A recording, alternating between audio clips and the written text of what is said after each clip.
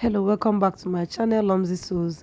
In today's sewing tutorial, I'll be sharing with you how I recreated this circle skirt. It's a 180-degree circle skirt. If that's what you're looking for, then continue watching till the end to see how I made it. I would like to use this opportunity to thank all my returning subscribers. Thank you for your comments, likes, and sharing. Yes, I'm seeing those that are sharing.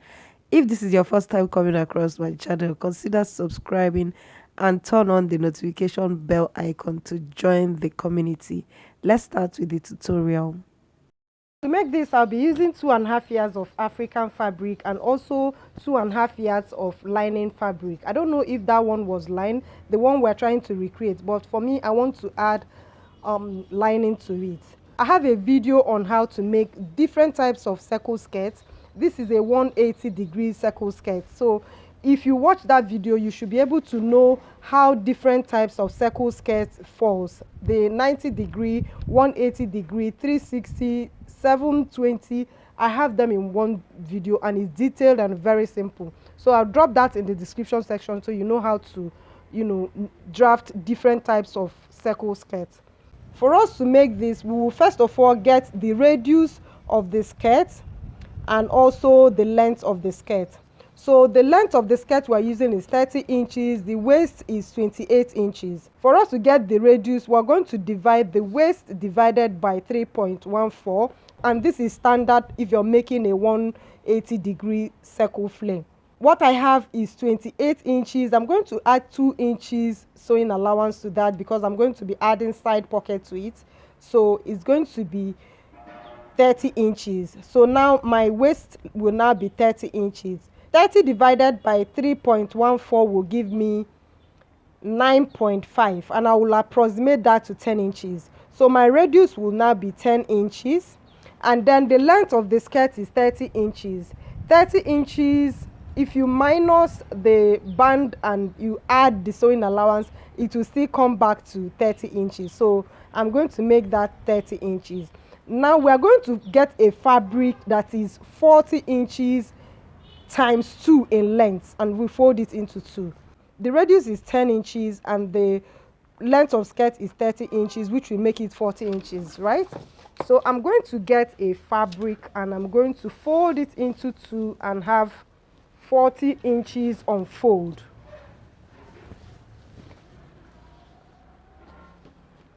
So this unfold now, as it's unfold like this is 40 inches. This is 40 inches here, can you see? So this is 40 inches unfold, meaning this is 80 inches, right? Okay, so lengthwise is also 40 inches. And I'm going to fold it in a triangle form like this. I hope this is very simple to understand though. So I'm going to fold it like this.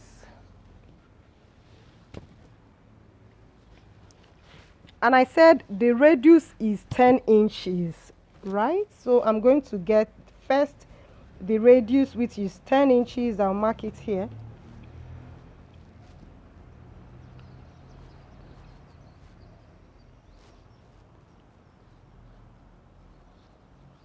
And then the length is 40 inches, which is 10 inches plus 30 inches, 40 inches. I'm going to take 40 inches around. So I'm going to mark 40 inches round like this for the length. 40 inches round.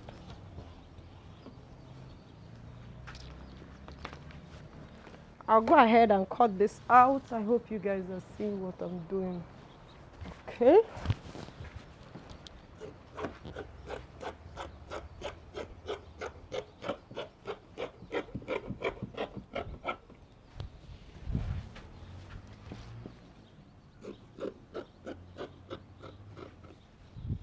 Now I'm going to place this on my lining and cut out.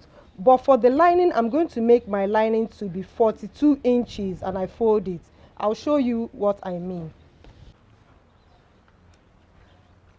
So I'm going to cut my main fabric 2 inches longer than the lining piece.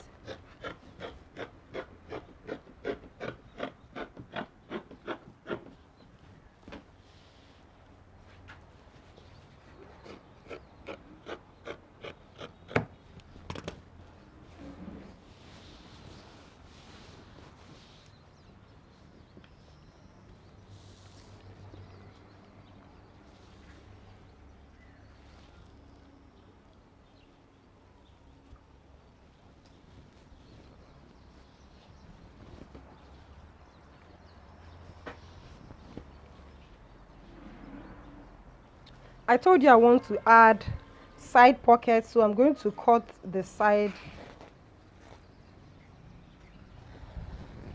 I'm going to cut the side. If you're not adding any side pockets, just leave that one slit and you make your zipper at the back. So I'm going to cut this.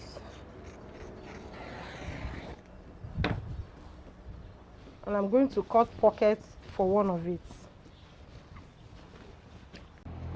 So as you can see, I'm done joining the side pockets. Can you see? So the next thing you do is to use the lining to turn the lower part. You use the lining to hem the lower part. So just place it, nothing serious. You go ahead and I'm done joining the zip. I didn't use invisible zip because at the time I was making this, there was no invisible zip. I have a full video on how to make invisible zip. I've made that video for you guys. I'm going to drop it in the link below if you want to use an invisible zip. I've also gone ahead and added pockets. Remember I told you guys I'm going to add pockets to mine. So I've added pockets. I've used the lining to turn it. Can you see? So because of the excess we left down on the main fabric, look at what we have here. Very clean, right?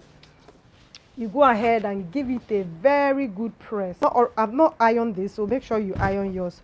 So next we are going to go ahead and add the waistband. For you to add the waistband, I will make this a stitch in the ditch. I will use a stitch in the ditch method.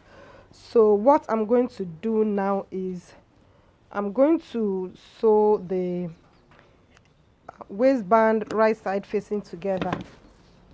So I'll go to my machine now. I'll leave like ½ inch sewing allowance and I will start here and I'll sew ½ inch all around.